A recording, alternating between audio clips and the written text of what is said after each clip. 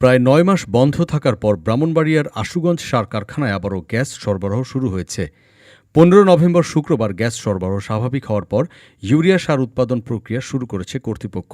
তবে সার উৎপাদন শুরু হতে আরও অন্তত ২ সপ্তাহ লাগবে বলে জানিয়েছেন কারখানাটির ব্যবস্থাপনা পরিচালক প্রদীপ কুমার নাথ।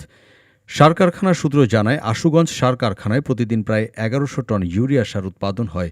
গ্যাস সংকটে গত ১১ ফেব্রুয়ারি থেকে কারখানাটির উৎপাদন কার্যক্রম বন্ধ ঘোষণা করে কর্তৃপক্ষ। পুনরায় গ্যাস সরবরাহের দাবিতে আন্দোলনে নামেন কারখানার শ্রমিকরা। কয়েক দফায় মানববন্ধন করে সংশ্লিষ্ট দপ্তরে স্মারকলিপিও দেয়া হয়। অবশেষে শুক্রবার থেকে গ্যাস সরবরাহ শুরু হয় কারখানায়।